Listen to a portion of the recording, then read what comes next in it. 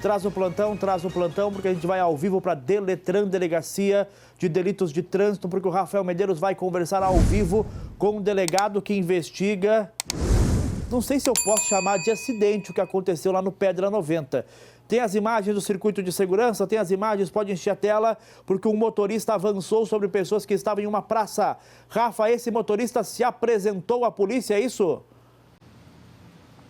Bom dia mais uma vez, Trindade, para você. Uma ótima terça-feira para todo mundo que está acompanhando a gente. Estamos aqui na Deletran, região do Cochipó, em Cuiabá, e se apresentou agora há pouco, na presença de um advogado, o motorista que teria atropelado uma vendedora de espetinho ali na região do Pedra 90. Quem vai trazer os detalhes ao vivo é o doutor Vinícius Nazário, que vai explicar.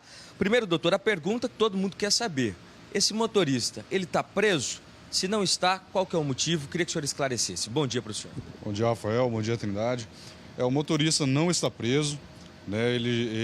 Nós não efetuamos a prisão dele em flagrante, né? Ele foi apresentado aqui hoje pela advogada. Desde ontem a advogada tem procurado contato com a delegacia para fazer essa apresentação dele. E hoje, no horário combinado, ele esteve aqui na delegacia e prestou a versão dele a respeito dos fatos. A princípio, ele negou que estivesse embriagado, né? Negou que houvesse alguma motivação específica para cometer esse atropelamento. O que ele justificou é que no momento, quando ele chegou ali na praça do Pedra 90, ele acabou colidindo o carro dele, ele esqueceu de puxar o freio de mão e o carro dele acabou colidindo em um Corolla que estava estacionado. E nesse momento, ele e o motorista desse Corolla começaram a discutir.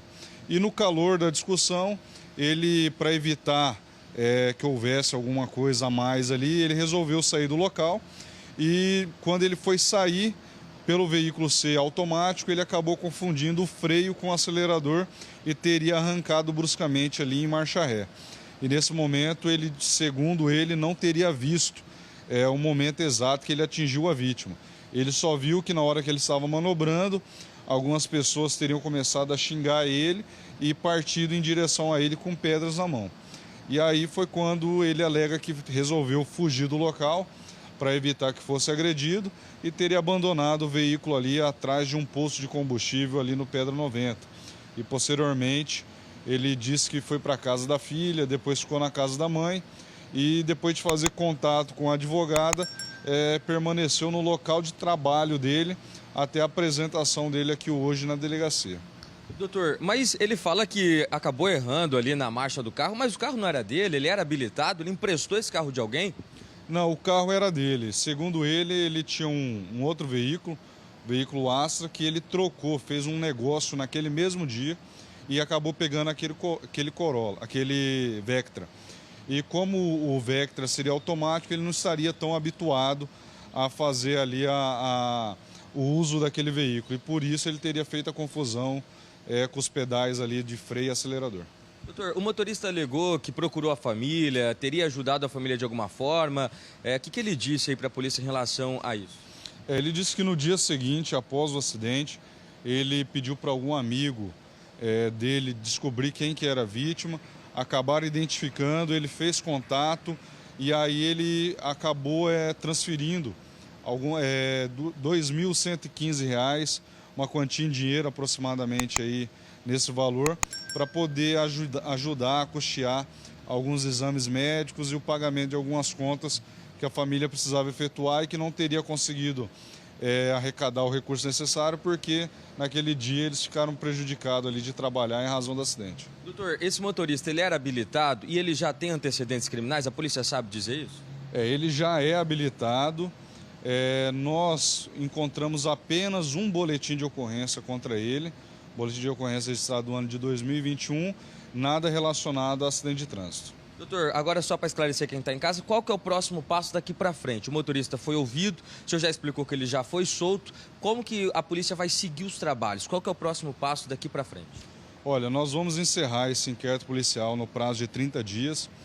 Dentro desse prazo, nós vamos aí colher todos os elementos, todos os indícios que possam demonstrar aí toda a materialidade, toda a autoria do crime, né? Embora a autoria já esteja definida, nós já tenhamos imagem, câmera de segurança, mas a gente precisa ouvir todas as pessoas que presenciaram o fato para a gente concluir se de fato ele estava ou não estava embriagado e se de fato não houve uma motivação específica para esse atropelamento. A princípio, tudo iniciou em razão de uma discussão. No entanto, a gente não sabe se efetivamente é isso, né, se pode ter alguma outra motivação aí por trás desse fato. Então, esse é o motivo da gente ouvir as testemunhas e vai ser os próximos passos da investigação agora, até a gente caminhar para o Ministério Público e Poder Judiciário. Doutor, a vítima ela compareceu também na delegacia, ela foi ouvida, o que ela alegou? Ela confirma essa versão da discussão? Ela chegou a falar alguma coisa em relação a isso? A vítima ela esteve ontem na delegacia, logo após que ela saiu do hospital. Ela confirmou, pelo menos a dinâmica dos fatos contada pelo suspeito, bate com o que a vítima informou ontem. Ela estava trabalhando, quando em determinado momento ela foi atingida pelo veículo, né? A discussão não foi com ela, ela confirma que houve uma discussão com a terceira pessoa, então aparentemente os fatos estão batendo. Para a gente encerrar, doutor, ficou algo que o senhor queira esclarecer em relação a esse acidente? O senhor pode ficar à vontade, se não só voltar a lembrar o pessoal de casa quais os crimes que se enquadra aí e futuramente ele pode responder por quais crimes, isso pode chegar a quantos anos de prisão? Pode ficar à vontade para as considerações finais. A gente vai, a princípio, ele vai responder pelos crimes de lesão corporal, fuga de local de acidente e omissão de socorro. E a orientação que a gente faz hoje para todas as pessoas, todos os motoristas, é não fugir do local, não omitir o socorro e não dirigir embriagado. Doutor, só para a gente encerrar, na verdade o senhor esclarecer, que muita gente, muita dúvida em relação a por que o motorista foi solto, por que ele não está preso. É lei, né, doutor? E a polícia só está cumprindo a lei. Exatamente. A prisão dele só poderia ocorrer mediante flagrante, a prisão em flagrante, ou mediante um mandado judicial, uma representação da autoridade policial por uma prisão preventiva. Como ele se apresentou e não há demonstração da intenção dele de se furtar à instrução criminal, né, de comparecer novamente nos próximos atos que serão realizados aqui na delegacia, então nesse momento não há necessidade de ser decretada a prisão preventiva dele. No entanto, se a partir de agora, no curso da investigação, a gente descobrir que ele eventualmente faltou com a verdade, que ele pode querer se furtar aos atos da investigação criminal, aos atos da persecução criminal, aí sim a gente poderá representar aí pela prisão preventiva dele e possivelmente aí o Poder Judiciário decretar essa prisão. Obrigado, doutor Vinícius Nazário, pelos esclarecimentos ao vivo aqui no SBT Comunidade. O delegado explicou muito bem, atualizando esse motorista. Ele tinha CNH, já tinha um boletim de ocorrência contra ele em 2021. Ele se apresentou na presença de uma advogada, mas foi solto. É claro que a polícia segue aí nesses 30 dias ouvindo pessoas para tentar esclarecer esse acidente que aconteceu no pé da 90. Ontem, nós noticiamos aqui que a vítima, a vendedora de espetinho, estava hospitalizada. Ela já recebeu alta médica, ela já está em casa, está fazendo alguns exames, mas ainda não voltou ao trabalho porque ela precisa recomeçar do zero. O caso segue sendo investigado. Atualização, motorista solto, mas as investigações seguem em andamento. Trindade, eu volto com você, daqui a pouco eu trago outras ocorrências policiais. Rafa, deixa eu só te fazer uma pergunta. Você tem o contato com a vítima ou algum familiar dela, né? Sim.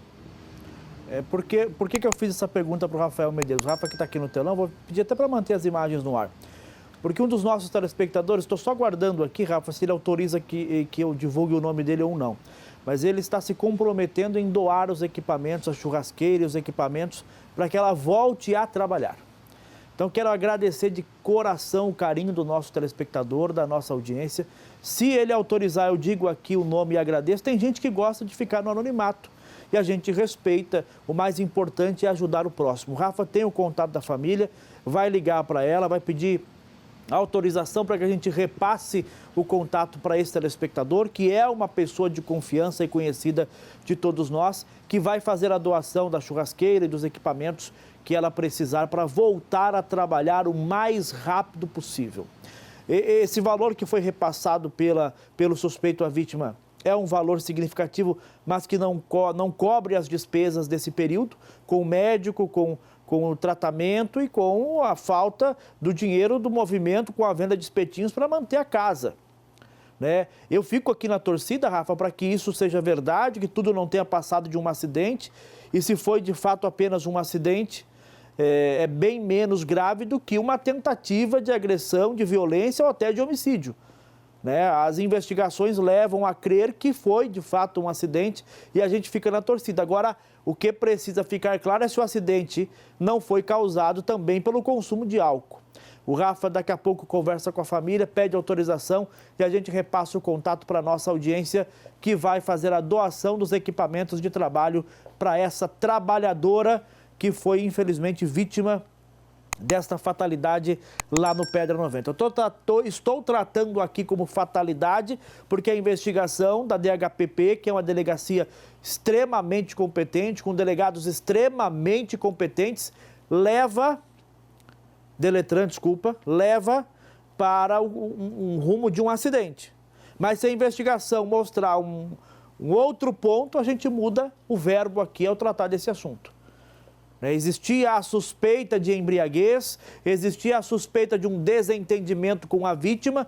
Esse desentendimento parece que está descartado com a vítima, seria com uma outra pessoa, e aí ele pode ter ficado nervoso, perdeu o controle do carro, enfim. A polícia vai entender no andamento do inquérito o que irá acontecer, ou melhor, o que aconteceu lá no Pedra 90, lá na praça do bairro. Se apresentou na presença de uma advogada, prestou o depoimento e você acompanhou os detalhes aqui no SBT Comunidade.